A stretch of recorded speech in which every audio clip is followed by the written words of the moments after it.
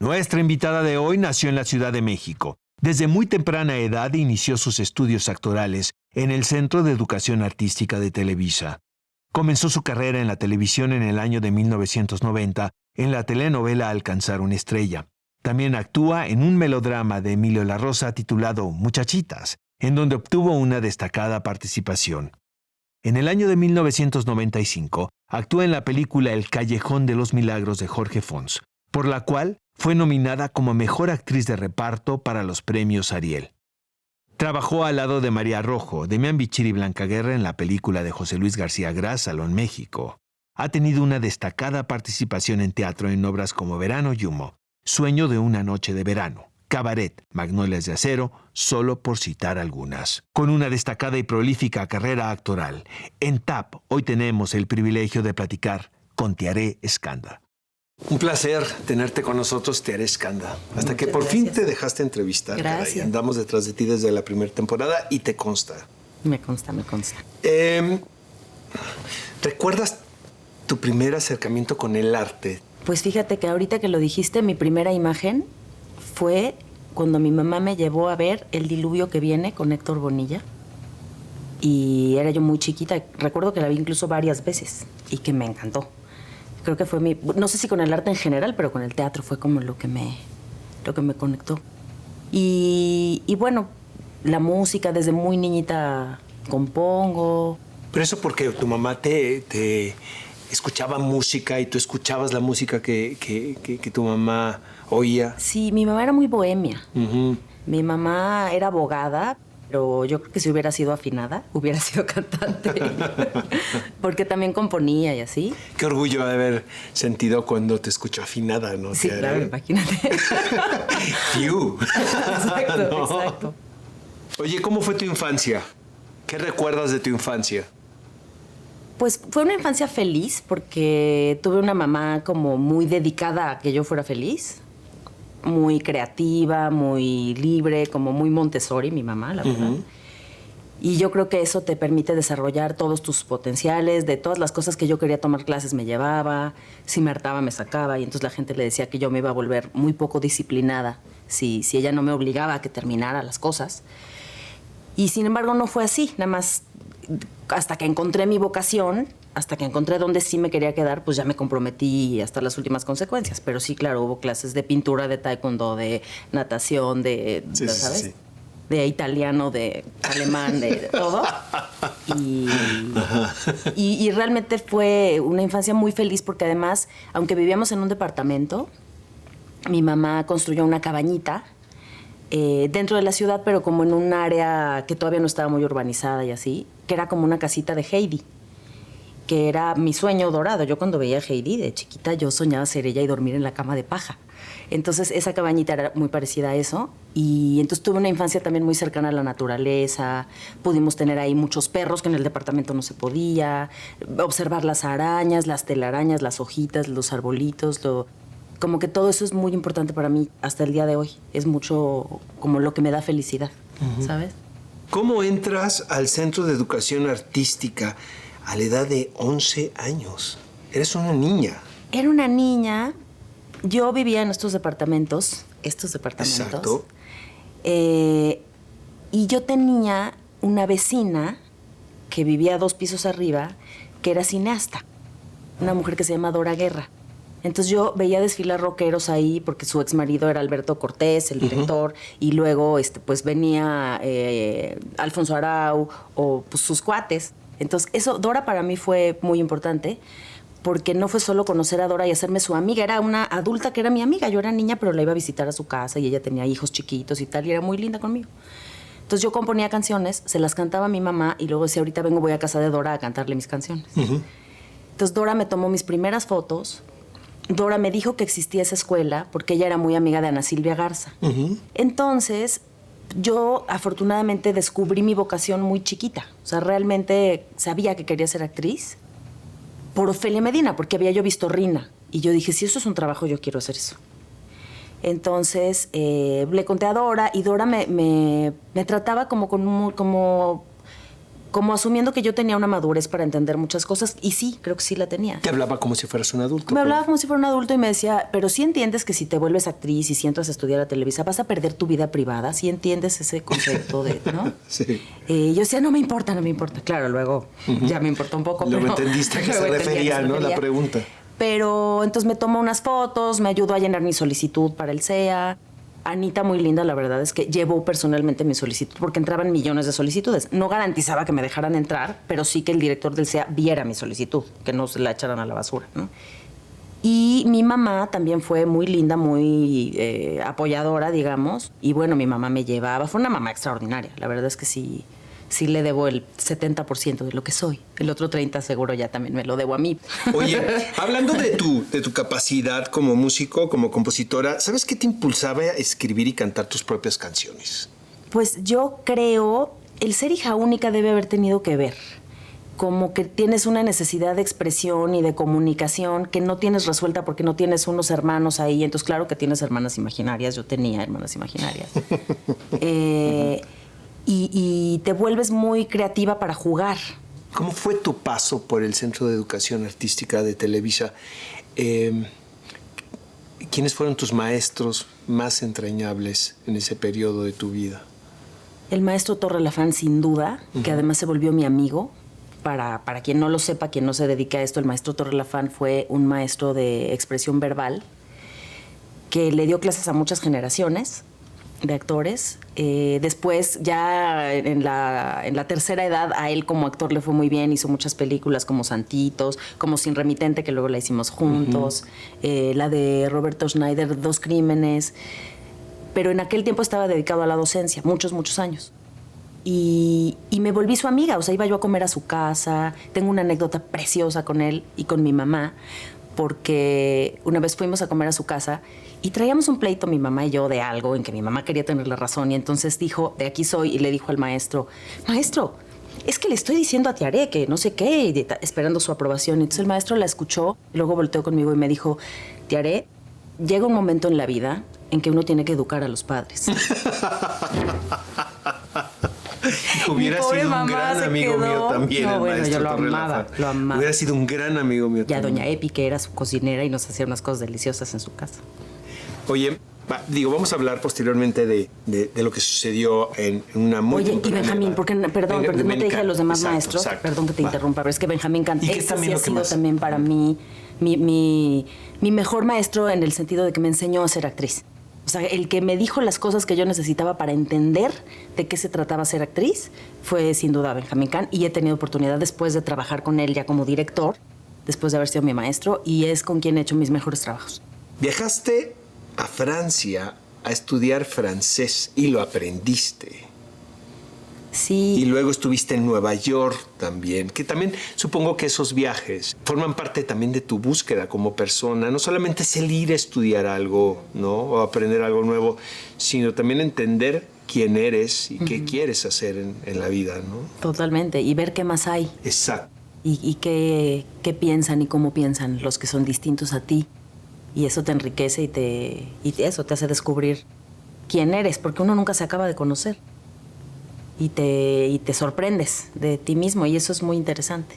Te voy a decir una cosa, eres muy joven y en el 2012 Gracias. Se inauguró en Puebla un foro teatral al aire libre, que el aire libre es sensacional, ¿no? Conociendo tu cara, tu personalidad, con tu nombre. Sí, fíjate que esto es en una prepa pública en Puebla. Y fue muy lindo porque la idea es, vamos, me apapacharon mucho la autoestima al decirme que era porque les parecía que era yo una persona inspiradora para los jóvenes, ¿no? Claro, eso también es mucha responsabilidad, porque, pues sí, claro, en este mundo que está tan carente de valores humanos, sí, como figura pública te sientes muy responsable de las cosas que declaras, las cosas que haces, pues sí, de que hay gente que te está observando siempre y que como a lo mejor les caes bien o les gusta tu chamba, a lo mejor van a hacer lo que tú haces. es un poco como ser madre, te confronta con eso, con, híjole, todo lo que yo haga está siendo un ejemplo para alguien. Entonces, bueno, pues sí te tratas de portar lo mejor que puedes. Precisamente eso te quiero preguntar. El ser madre, Tiare, ¿qué significó para ti en tu vocación como actriz? ¿Qué representó como actriz? Ser actor siempre está ligado a tu búsqueda personal, porque en la medida que te conoces más, pues tienes más herramientas que prestarle a todos tus personajes, ¿no? Y ser madre de veras es lo más confrontativo que te puede pasar, lo que te pone más vulnerable, lo que te saca los instintos más primitivos.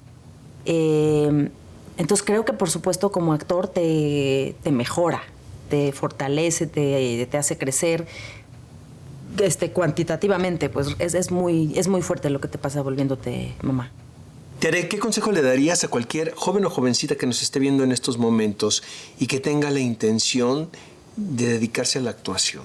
Pues primero, que se cuestione si lo que quiere es ser actriz o ser actor o quiere ser famoso.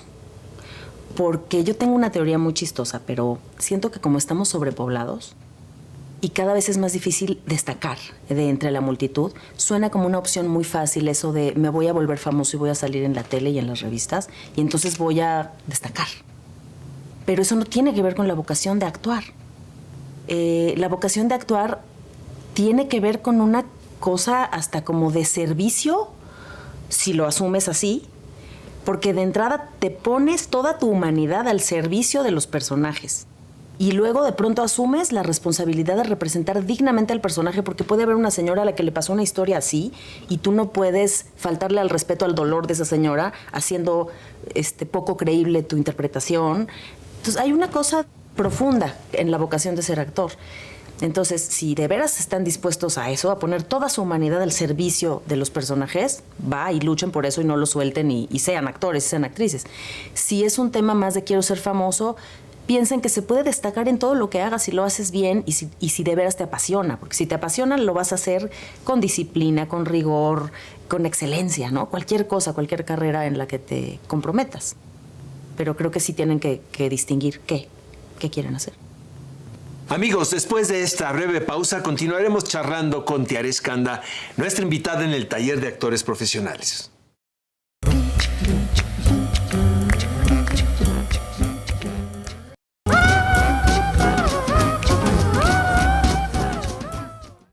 Estamos de regreso, esto es el TAP. Nuestra invitada del día de hoy es Tiare Escanda.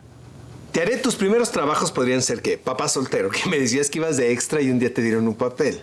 No. Sí, porque claro, como yo estudiaba en el CEA, una de mis compañeras era compañera de Gerardo Quirós en la universidad y entonces lo conocimos, hicimos un video. Entonces luego me invitó a que fuera de extra a Papá Soltero, que a mí me encantaba el programa, además, yo lo veía.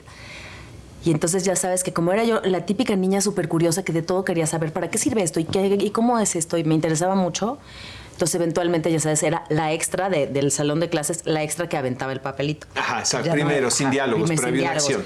Ajá, después ya era la extra que decía hola y luego y después un día ya me escribieron un personaje y fui muy feliz.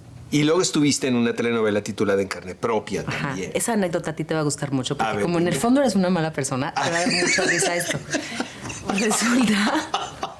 Resulta que como yo estaba en el CEA, yo veía que nos mandaban a casting y pues siempre se quedaban las güeritas, ¿no? Entonces, bueno, en realidad, o sea, veía como que en otras generaciones pasaba eso. Pero al primer casting que nos mandaron y que me tocó ir, y todas mis demás compañeras eran güeritas. Yo era la única de pelo negro.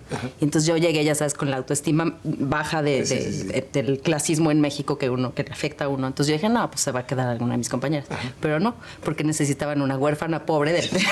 Entonces me quedé yo. El papel es tuyo. El papel es tuyo. Vete a estudiar. Así inició mi carrera. Muy bueno. Oye, ¿cuándo fue la última vez que te dijeron Elenita? ¿Antier? Ven cómo es una mala persona, yo se los advertí. Oye, la verdad, digo, te tomó por sorpresa el éxito de Muchachitas, ¿no? Nadie se imaginó que obviamente había expectativas de la telenovela porque pues eran las protagonistas. Pero nadie se imaginó lo que sucedió con esto, ¿verdad? Que hasta la fecha la siguen pasando y sigue funcionando, Tiare. Ya lo sé, por eso te digo que antier fue la última vez Es que que me te dijeron Elenita. ¿Sabes qué? Para mí fue muy... Bueno, fue muy importante que me cayera esa telenovela y en esa etapa de mi vida. Me facilitó muchísimo el resto de mi carrera, por supuesto. Fue un escaparate muy bueno. Y como que yo tenía muchas herramientas para hacer bien ese personajito, porque yo había estudiado en una primaria pública. Entonces, aunque yo no era una chavita de barrio, sí tenía referentes muy cercanos. Todos mis compañeros tenían papás que eran policías, plomeros, empleadas domésticas, el conserje de la escuela, etcétera.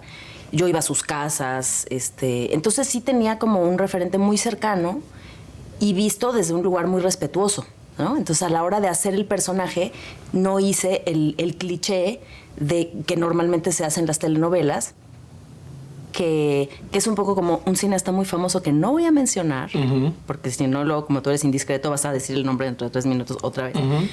Pero que yo siento que retrata la pobreza desde la ventana.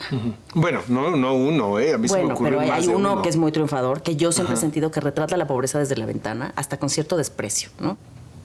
Y entonces siento que acá yo tuve la oportunidad de lo contrario, como de honrar todo eso que me había tocado vivir en esa primaria oficial en la que estuve, en la que aprendí a valorar muchos de los privilegios que yo tenía, porque mi mamá, aunque no éramos ricas, pero mi mamá pues era una profesionista, era abogada, y teníamos ciertas posibilidades distintas a las que tenían mis compañeros. Y entonces, bueno, por eso ese personaje de Elenita fue tan entrañable, porque de verdad lo hacía yo desde un lugar muy honesto y muy cariñoso, ¿no? Entonces, y te digo, me cambió por completo la carrera, me dio un nivel de exposición que efectivamente yo no me esperaba en ese momento. 1995 trabajas en la cinta El Callejón de los Milagros de Jorge Fons. Definitivamente estamos hablando de una de las mejores películas producidas, realizadas en los últimos años en nuestro país. Y sobre todo que presentaba un ensamble actoral de primer nivel, del cual tú formas parte, ¿no? Eso sí fue un parteaguas increíble en mi carrera. La verdad es que, aunque era un personaje pequeñito, Jorge Fons, que lo amo y lo respeto y lo admiro muchísimo, fue muy generoso conmigo, porque en el papel, en el guión, pues claro, el personaje era la amiga de la protagonista, cuya función es sacarle información a la protagonista, y ya, ¿no? Pero, claro, yo llegué, ya sabes, con mis 20 propuestas así de, ¿y qué tal si? ¿Y te parecería bien sí? Pero ¿y si le ponemos? ¿Y si? ¿No? Y él reaccionó divino y me dejó jugar y me dejó construir el personajito. Y entonces tiene gracia, ¿no? Ya no pasó nada más como el personaje de la amiga que saca información, sino que ya tenía una cosita, ¿no? Y yo creo que es una cinta que las nuevas generaciones van a seguir viendo y van a descubrir con asombro, ¿no? Claro, pues eso es lo que hace que ciertas películas se vuelvan clásicos, que tengan esa cualidad justamente, ¿no? Tiare, ¿qué representó Sin Remitente para ti? Y ¿cómo ves ese trabajo en particular con el paso del tiempo? ¿Cómo lo recuerdas? Pues fue una etapa muy feliz, porque fue como una racha de varias películas al hilo. Después del Callejón, que vino Sin Remitente, Salón México. Recuerdo mucho a Javier Pérez Grobet en Sin Remitente, que además yo me enamoré perdidamente de Javier Pérez Grobet. Lo veía en el set y era una cosa, sus carcajadas en el set y su talento y su todo. Y toda la mancuerna que hacía con Carlos Carrera, todo el cuidado que ponían en la iluminación del set y contar la historia y la mancuerna que eran, fue muy interesante para mí verla. Mi relación con mi maestro de compañeros, eso fue una lección de vida para mí, porque yo cuando supe que iba a trabajar con mi maestro, me imaginé que iba a haber una relación de jerarquía superior, claramente, ¿no? Y que probablemente me iba a dirigir en el set. Nada. O sea, fue súper, súper, súper respetuoso. Era un compañero. Nunca jamás tuvo una actitud de superioridad. Había un director y se respetaba al director, y el maestro fue una lección padre para mí. Porque luego en la carrera te topas con compañeros que te dirigen y los quieres matar, ¿no? Después, como tú mencionas, participaste en Salón México de José Luis García Gras, también junto a un elenco multiestelar. Se trataba de una gran producción, ¿no? Y se pretendía emular esas realizaciones de la época de oro del cine nacional. A mí me encantó que fuera de época, porque además yo tengo un tipo que creo que ha sido poco explotado en cosas de época, pero yo tengo cara de antigüita. O sea, yo veo las fotos así de esos peinados y es lo mío. Los cuerpos, todo. Yo tengo toda la pinta de los 40 y así. Y fue también una experiencia linda. Tampoco era un personaje muy grande, pero me acuerdo, era yo hija de María Rojo y me puse su lunar aquí. Y en las fotos era muy lindo porque como María es chiquitita, me veo gigante. Yo que soy chiquita, me veo gigante junto a María. En Párpados Azules, Te haré, ópera prima de Ernesto Contreras, actuaste al lado de Cecilia Suárez y Ana Ofelia Murguía. La película recibió muchas distinciones en festivales de cine internacionales y nacionales. Háblanos de tu participación en esta cinta en particular. Hago el personaje de la hermana de Cecilia. Disfruté muchísimo trabajar con Ernesto. Me parece que es un excelente director de actores. Le agradecí mucho que sentí que me quitó en ese personaje y en ese momento vicios que tengo al actuar, porque es una realidad que hay muy pocos buenos directores en México, en general. Y entonces los actores nos vamos volviendo muy independientitos y acabas usando los recursos que tienes para resolver rápido, para entregar un resultado rápido y ser eficiente. Entonces, pues claro, acabas volviéndote mañoso y haciendo, pues sí, cosas tal vez no ideales, ¿no? Y Ernesto me corrigió muchas cosas que yo no tenía conscientes y se lo agradecí muchísimo. Me gusta cómo quedó el trabajo, aunque lamento que estaba yo enfermísima. Entonces toda la película estoy con una voz así, porque aparte estrenaba esa misma semana una obra de teatro. No tuve tiempo de ir al foniatra, en fin, ¿no? Estuvo un poco caótica esa parte. Pero a pesar de eso y de que físicamente me sentía muy, muy, muy mal, porque estaba, ya sabes, faringitis, laringitis, itis, todas las itis. Pero Ernesto me pareció un excelente director. Me gustó mucho la peli. Es polémica, hay gente que la ama, hay gente que la odia, porque es lenta y contemplativa y demás. Y oscura, ¿no? Oscura de sensación, de historia. Pero me da mucho orgullo estar ahí también. Sé que te estás viviendo una etapa muy prolífica en cuanto a trabajo cinematográfico. No has parado de laborar en proyectos muy interesantes. ¿Qué está sucediendo en este momento en tu vida, Te haré? ¿Por qué crees que está pasando esto? Pues alguna bendición cósmica, porque estaba muy bonito todo. La verdad es que tenía mucho anhelo de volver al cine, porque también siento que, y esto lo platicaba con la maquillista hace ratito, porque estábamos en este trip de la maternidad, ¿no? Y de cómo te cuestionas tus decisiones profesionales en función de la maternidad. Y siento que yo le he dado prioridad absoluta a la maternidad todos estos años, cosa que celebro. Y eso hizo que yo me dedicara a hacer más televisión porque era lo que me daba más estabilidad, tanto económica como de rutinas un poco y de cercanía con mi trabajo y como una serie de factores. Y el cine es aventura. El cine implica viajar, el cine implica inestabilidad, no rutina. Y los niños requieren rutinas. Van a la escuela a la misma hora todos los días, hay que hacer el lunch, hay que recogerla a la misma hora, hay que llevarla al karate, ¿sabes? Y es muy difícil ser buena mamá cuando estás teniendo una carrera muy exitosa. Entonces, a veces optas por tener una carrera no tan exitosa y sentir que estás cumpliendo muy bien tu rol de mamá, pero llega un momento en que dices, quiero recuperar también mis sueños y estar otra vez en la aventura que es el cine y este espíritu lindísimo que hay en todos los integrantes de un crew cinematográfico, en que a todo mundo se le va la vida porque eso se va a quedar ahí para siempre, ¿no? Y hay como una sensación de pasión y de compromiso distinto que en la tele. Y bueno, un poco en esa misma dinámica me sentí con una niña más grande, con una niña adolescente a la que le puedo explicar que estoy muy emocionada porque voy a hacer esta película. Y entonces como que ya yo solita me reconocí el derecho de volver a tener proyectos míos. Y el universo, aunque suene al lugar común de estos tiempos New Age, el universo me respondió muy lindo y me dijo, ok, si ya estás lista, va. Y entonces vinieron así 3 películas padrísimas al hilo. La que hice con Chema de la Peña, el director español, con Marta Higareda, que se llama Vive por mí. Luego vino una que hice con Juan Carlos de Yaca, que el título todavía está como por definirse. Y luego vino esta que hice con Cata, que se llama Todo el mundo quiere a alguien. Después de esta breve pausa, continuaremos con la conversación con Tiare Skanda, nuestra invitada en el taller de actores profesionales.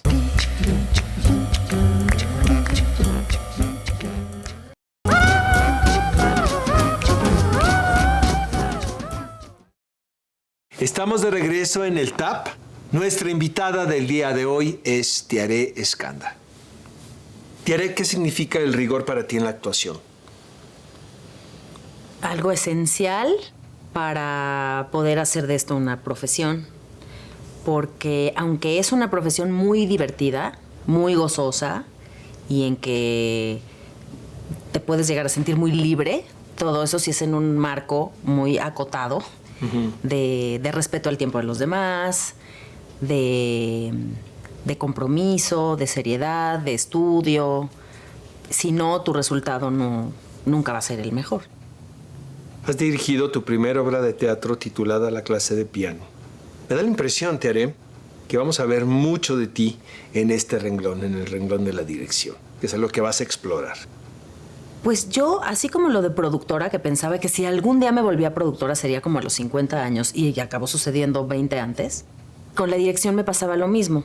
Pensé que si es que algún día me animaba a dirigir sería cuando fuera mucho mayor, porque como actriz yo soy un pain in the ass. Soy de estas actrices que todo cuestiona, que el pobre director tiene que tener muchas respuestas para mí, ¿sabes? Y entonces yo decía, imagínate toparme con una como yo, qué pesadilla, ¿no? Karma is a bitch. Exacto. Sobre todo, y lo confieso humildemente, en un tema hasta de cultura general. Entonces, tengo muchas lagunas como muy básicas, de historia o de cosas así. Entonces, claro, todo lo puedes estudiar y lo puedes investigar para un proyecto, pero me sentiría un poco desarmada en cierto tipo de proyectos ante mis actores. Entonces me daría mucho miedo llegar y decir soy la directora y no tener toda la información y todo el contexto correcto. Y claro, en un entorno en el que soy yo quien está escribiendo la obrita, como esto de La clase de piano, que fue una obra para microteatro, o esto de Ejemplares Ciudadanos, que es un espectáculo de cabaret que yo escribo y dirijo y produzco y actúo, pues claro, ahí sí tengo todos los pelos de la burra en la mano. Estás contentísima ahorita haciendo este espectáculo. Estoy feliz porque otra vez es un ejercicio de libertad increíble, también de mucha responsabilidad, pero encuentro en la posibilidad de tomar todas las decisiones, lejos de estresarme, que es lo que pensé que me podía pasar, me da paz. O sea que soy una controladora, porque en realidad esta sensación de control me da paz. Entonces, sí, puede ser que siga dirigiendo después, pero siento que me tengo que preparar mucho. Que para ser una directora, como los directores que yo respeto, todavía me falta mucho. Para ser Benjamín Kahn, me falta muchísimo. ¿Cómo has logrado, Tiare, de manera particular, equilibrar la técnica y la intuición? Me gana completamente la intuición. Y además, siento que tengo poco espacio en el disco duro, entonces por eso guardo poca información. Aunque sí he estudiado mucho, como dijiste, he tomado muchos talleres y parte de lo de Nueva York fue tomar un taller de Meisner y siempre estoy tratando de aprender cosas nuevas. Estoy segura que en algún punto en mi inconsciente eso me está enriqueciendo. Pero si tú ahorita me preguntaras cosas concretas de lo que he aprendido de teoría y tal, no te podría contestar. Por ejemplo, justo en ese taller de Meisner, aunque yo ya era una actriz que llevaba muchos años siendo profesional y todo, era como recordar lo básico, que era escucha al otro.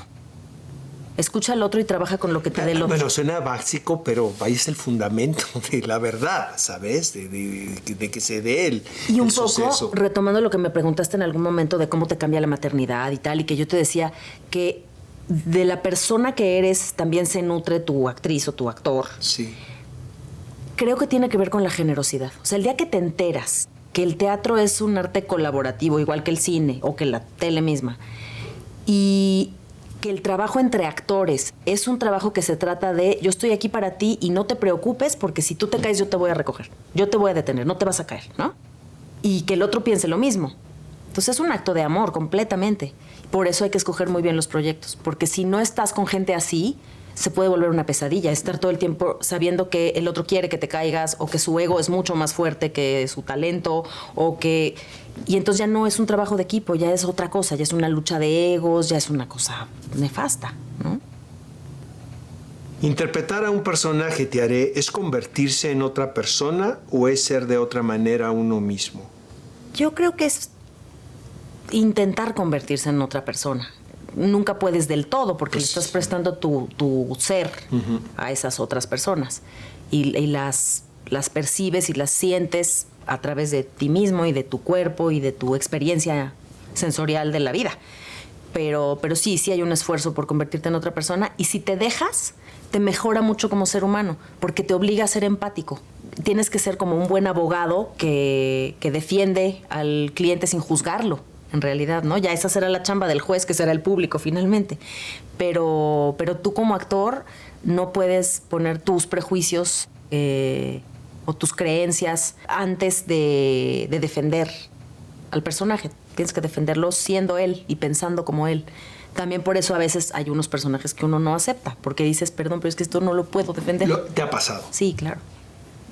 ¿Te ha tocado interpretar a personajes que requieran de un bagaje emocional o vivencial del cual no disponías?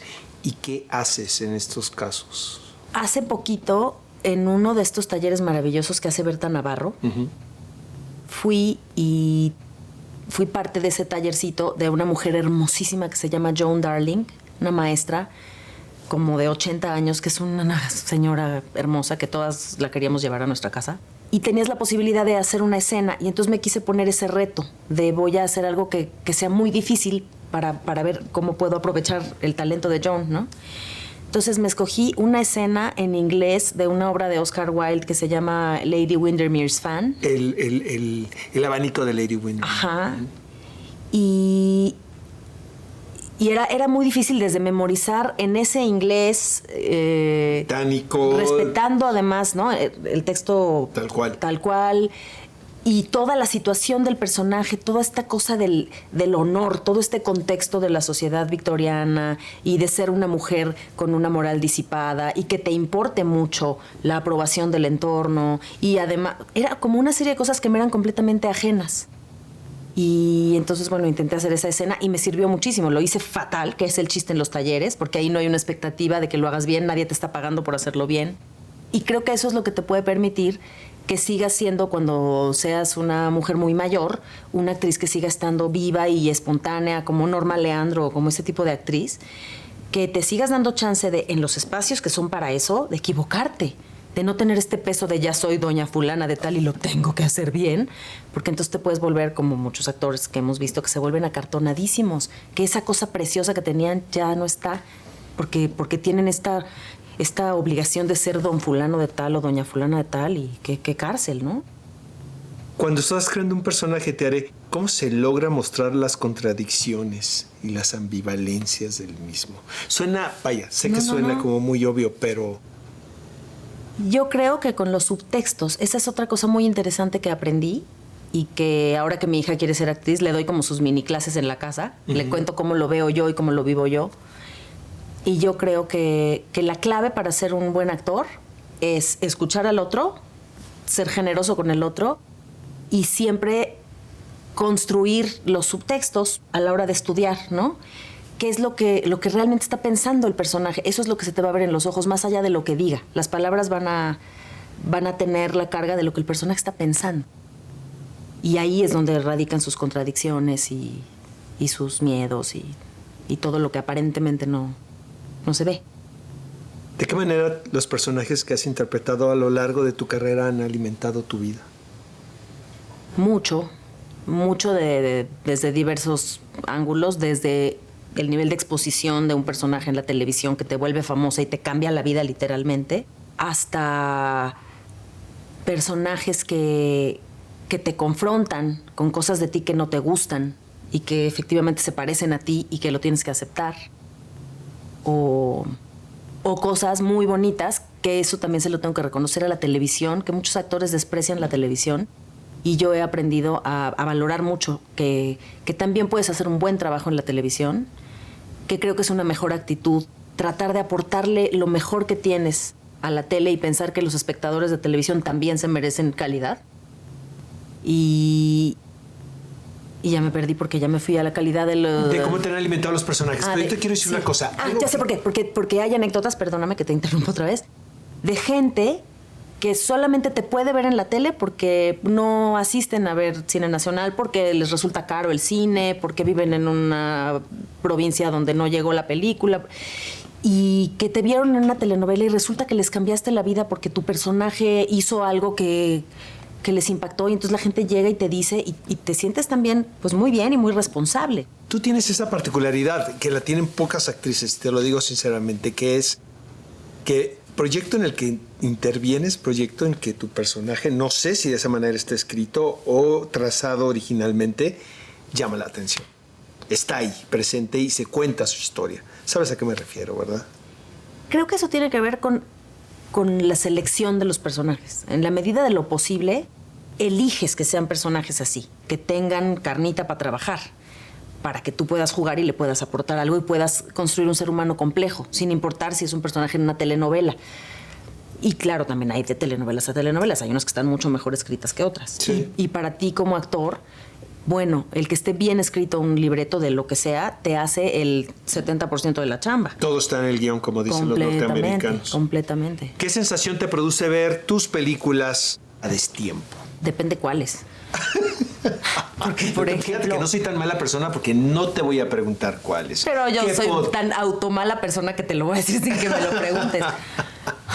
O sea, vi, y esto te va a gustar tanto, Oscar. El otro día, por nostalgia, le dije a mi hija, ay, este fue el primer largo... Bueno, hice primero Golpe de Suerte, pero así con un personaje protagónico. Este fue el primer largometraje que hice. Vamos a verlo. Se llama Un año perdido. Ajá.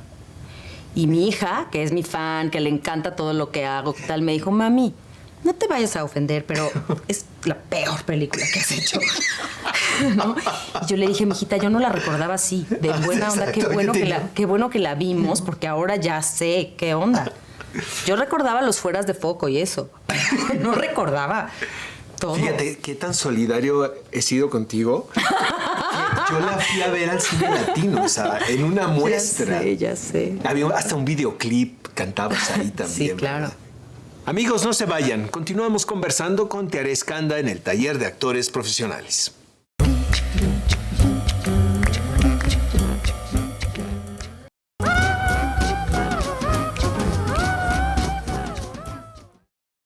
Estamos de regreso en el TAP, Taller de Actores Profesionales. Nuestra invitada del día de hoy es Tiare Escanda. Tiare, a pesar de tu juventud, podemos decir que has logrado consolidar una sólida carrera en cine, teatro y televisión. ¿A qué le atribuyes el éxito? Pues, ¿a qué le atribuyo mi éxito? Porque sí me siento exitosa, fíjate. Sí, ¿cómo? Me siento exitosa porque me gusta mi vida, no solo mi carrera, ¿sabes? Y creo que el éxito tiene que ver con eso, con que te guste tu vida cotidiana, no con tener 3 highlights y tener una vida horrenda, ¿no? Entonces, pues se lo atribuyo a que he tomado más buenas decisiones que malas, supongo. ¿Qué te produce nostalgia y melancolía? Ay, me vino el rock nacional.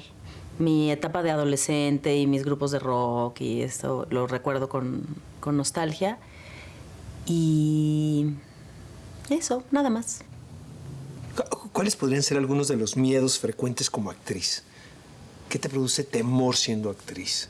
El fracaso, pero vas aprendiendo a lidiar con él porque es parte de la carrera también.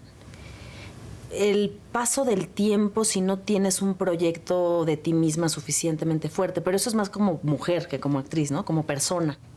Pero estamos de acuerdo que cada vez vas más de la mano, ¿no? Como tu vida personal con la vida profesional. Claro, pero por eso digo, es importantísimo que tengas un proyecto de ti misma para que la vejez no te agarre desprevenida. ¿Sabes? Como para que tengas más o menos, digo, la vida te puede sorprender, ojalá para bien, pero que sí sepas más o menos qué quieres hacer con tu vejez y que lo sepas a tiempo. Porque la vida puede ser muy cruel también si tú no tomas ciertas precauciones, ¿no? Entonces sí, eso me da miedo. como la parte hostil de repente de la vejez, de lo que está pasando en el mundo. He acumulado muchos miedos ante cómo nos hemos envilecido como humanidad, ¿sabes? El tipo de noticias que leemos de las cosas que están pasando en nuestro país y en el mundo en general me duelen, me asustan muchísimo. Me asusta pensar qué van a hacer nuestros hijitos cuando sean adultos y ya no estemos ahí para protegerlos. Digo, se aprenderán a proteger solos, pero realmente tienen que lidiar con mucha vileza. Eso me da, más que miedo, muchísimo dolor. ¿Qué te falta por hacer como actriz? ¿En qué proyectos te ves en un futuro? Pues mira, hay algo a lo que tal vez no le he dado mucha importancia estos años y que a lo mejor ahora le voy a volver a dar importancia, que es hacer cosas fuera de México, porque para eso estudié francés, porque me gusta el cine francés, porque, bueno, también hablo inglés bastante decentemente y sobre todo me gustaría convertirme en una guionista muy buena, pero eso me permitiría escribir personajes para mujeres de mayor edad, historias en las que yo como actriz en diferentes etapas pueda seguir teniendo un rol importante y también, bueno, pues darle chamba a actrices y actores maravillosos que respeto y que de pronto este mundo que valora tanto la juventud se va olvidando de que la gente que lleva todo ese tiempo construyéndose es muy interesante. El común denominador aquí en este espacio es que resulta muy difícil equilibrar la vida profesional con la personal. En tu caso, ¿cómo ha sido este viaje y este proceso? Si tuviera que hacer una autoevaluación en ese sentido, creo que lo que más orgullosa me hace sentir es que he logrado equilibrar esas dos cosas. No a la perfección, obviamente hay áreas que no he logrado tener como quisiera hasta ahora, pero por lo pronto la maternidad y la carrera están muy bien equilibradas hasta el día de hoy. Sí es difícil, sí es muy difícil porque siempre tienes que estar tomando decisiones que a veces te duelen porque las dos cosas te importan mucho, pero bueno, pues la vida es ir resolviendo problemas y en la medida que los resuelvas encontrarás esa sensación de balance. No te voy a preguntar cuáles, pero ¿habría algunas decisiones profesionales de las cuales te arrepientes haber tomado? Un par, no muchas, que las he tomado porque necesitaba trabajar a lo mejor, ya sea porque necesitaba la lana o por una cuestión de ego herido de que a lo mejor me habían tratado muy mal en una obra de teatro y cuando me fui acepté lo primero que me ofrecieron como despechada y luego dije, ¿por qué lo acepté? Qué cosa tan horrible, una obra de teatro en que la pasé muy, muy, muy mal. Pero pocas, La verdad es que la carrera en ese sentido ha sido muy amable conmigo porque he tenido muchas oportunidades muy buenas, he trabajado con gente muy amorosa y así como dije de María Novaro, tengo que decir otros nombres porque también en la tele, por ejemplo, Pedro Damián, Ernesto Alonso, Benjamín Can, ha habido gente que me ha facilitado mucho la vida personal, que me han dejado ir a los festivales de mi hija, que me han dejado estar en mi vida y eso siempre se los voy a agradecer muchísimo. ¿Consideras, Tere, que se ha mantenido esta mística de la actuación en las nuevas generaciones? Porque ahora, evidentemente, te enfrentas a trabajar con jovencitos. ¿Cuál es tu percepción de estas nuevas generaciones de actores con respecto a la concepción de la actuación? Yo siento que no es solamente en relación a la actuación, sino en relación a la vida, que ha habido muchos cambios no necesariamente buenos. A los jóvenes, muy jóvenes, les ha tocado una época en que todo es inmediato, en que todo se resuelve con hacerle así a un aparatito y ya tienes la información, tienes la respuesta, tienes la puerta abierta para algo. O tomas una decisión, ¿no? Dándole un like a algo o no. Y en esta inmediatez se ha perdido el amor por el proceso de las cosas. El amor por dejar que la salsa se cocine bien. Y eso afecta, por supuesto, ya llevándolo al terreno del arte, la relación con el arte, porque bueno, pues si estás buscando cosas profundas, cosas que trasciendan, cosas que puedan tocar el alma de un espectador, eso implica un proceso y un tiempo. y eso no combina con hacer todo rápido y obtener resultados inmediatos. Entonces, bueno, estoy generalizando, obviamente, porque en todas las generaciones del mundo habrá almas viejas y gente que tiene una visión más artesanal de la vida, y seguramente habrá grandes actores que ahorita sean unos chavitos y que vayamos viéndolos florecer. Pero yo creo que no nos podemos aislar de la realidad general en la que estamos viviendo, de esta cosa como de que todo es desechable, que ya nada está hecho para durar para siempre, ya no... El valor de la vida se ha perdido muchísimo. Entonces, bueno, pues eso claro que nos afecta en todas las profesiones y en todas las áreas. ¿El ser actriz conlleva un compromiso social? Para mí sí. No pienso que todo el mundo esté obligado a vivirlo igual, pero en Twitter me doy cuenta, es muy gracioso porque por la gente a la que sigo, de pronto sigo algunos que son así súper comprometidos, algunos hasta demasiado, que te abruman, y unos que se la pasan hablando de su pelo.